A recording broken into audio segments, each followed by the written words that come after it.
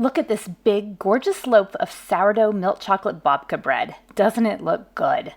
I'm going to show you how to make this delicious loaf using your bread machine. This recipe makes a large 2-pound loaf of sourdough milk chocolate babka, but on my website I'm also going to leave a recipe for a 1.5-pound loaf and a 1-pound loaf. And I'll leave the recipe in grams and in cups and spoons. I'm going to use my Zojirushi Home Bakery Supreme. I love this bread machine. It has the double paddles, the horizontal loaf, really strong motor. I just love this thing. So that's what I'm going to use today. Now, to get started on this recipe, I'm going to use some sourdough starter. Now, for this recipe, you can use active, ripe, bubbly sourdough starter, or you can use some sourdough discard. That's what I'm going to do today. I've had this in my fridge. Now, if you happen to need some sourdough starter, maybe you're struggling with yours, you just want to try mine, I have freeze-dried my own sourdough starter. And you just reconstitute it, you feed it, maintain it, and you can use this for the rest of your life and make lots and lots and lots of good sourdough breads with this. So for this recipe, we are going to use 1 cup of sourdough starter. And like I said, I'm using sourdough discard. So either one works great for this recipe. And next we want a 1/2 cup of warm milk. I just popped this into the microwave for about 30 seconds.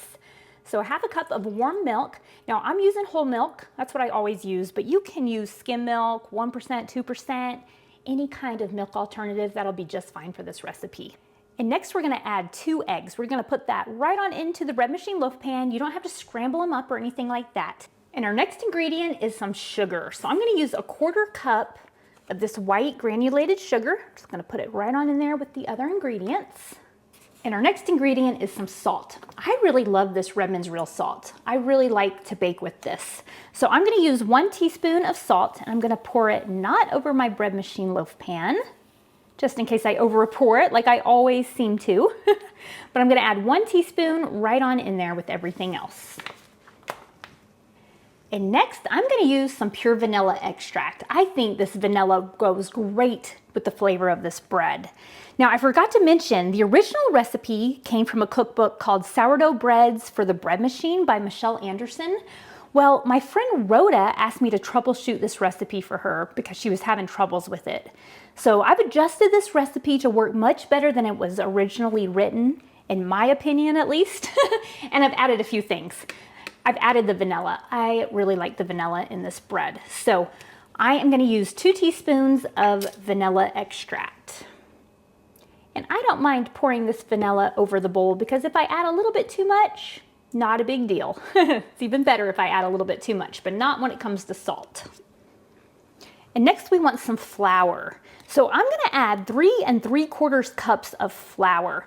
Now the original recipe called for 4 cups of flour, but I'm going to start with 3 3/4 because Rhoda was having troubles with hers being a little bit too dry and crumbly.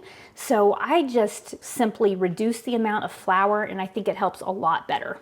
And I added the vanilla because I just think that tastes good. But I'm going to start with 3 3/4 cups of flour. Now you can use bread flour or all-purpose flour. I usually use bread flour, but I'm using all-purpose flour today.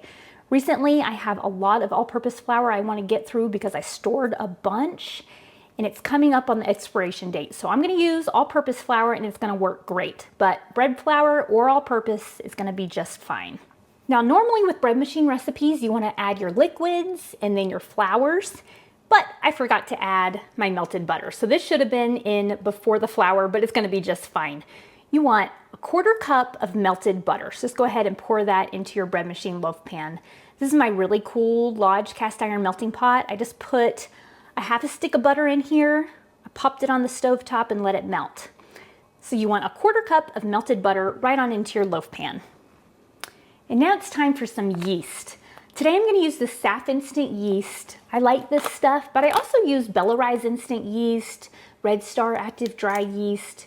You can use instant or active dry in this recipe, either one you want, but I'm going to use 1 1/2 teaspoons of yeast. I'm just going to put it right on top of there. You can see the yeast in there. I really like buying it in these large containers like this. I store it in my freezer. I get it out right before I make bread and then put it right back into the freezer and it'll last for years and years that way. If you see back here, mine actually expired 3 years ago, but it's still totally fine because I kept it in the freezer. So that's what I'd recommend doing if you're gonna be making lots of bread like I do. Now here are all of our ingredients so far in the bread machine loaf pan. We have one other ingredient to add, and these are the milk chocolate chips. I'm gonna add 1 cup of milk chocolate chips, but I'm gonna wait until this dough kneads for a few minutes and then the mix-in signal goes off. So you wanna wait until that happens so that it gives your dough some time for the gluten to develop. If you add these too early, it'll cut the strands of gluten and your bread will be dense and it won't rise as well. So definitely wait for the mix-in signal to go off. If you don't have one by chance on your bread machine, you wanna let this knead for at least 10 minutes and then add your mix-ins. Now I'm gonna pop this into my bread machine. Now I'm gonna choose my crust color. I like light crust, but you can definitely choose medium or dark, whatever you want. And I'm gonna choose a basic white cycle.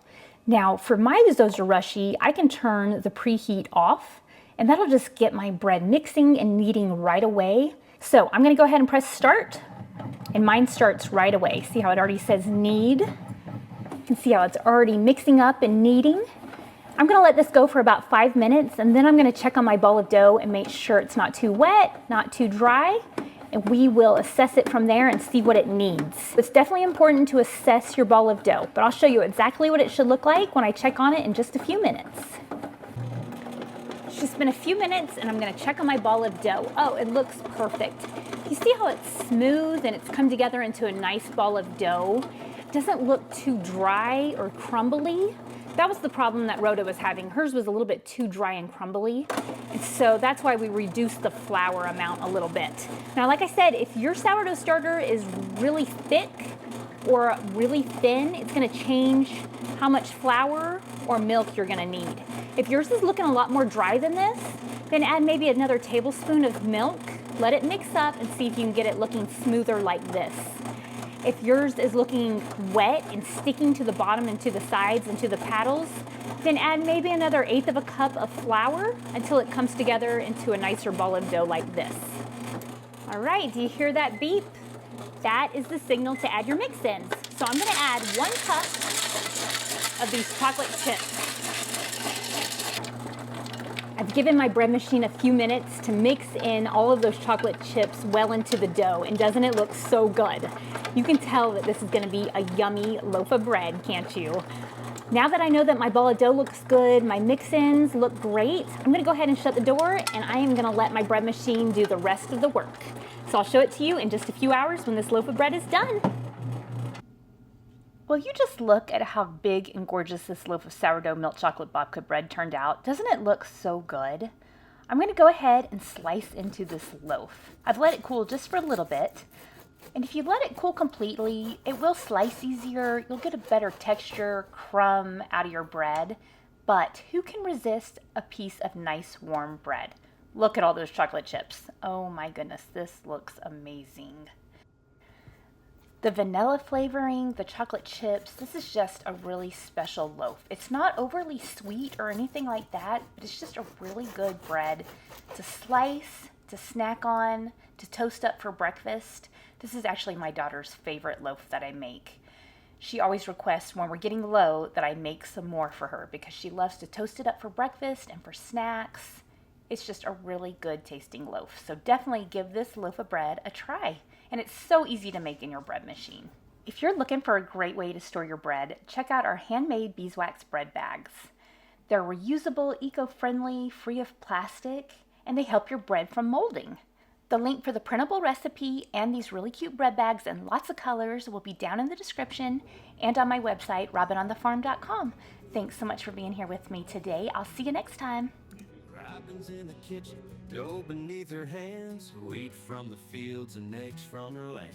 Sunlight through the window, a warm golden glow.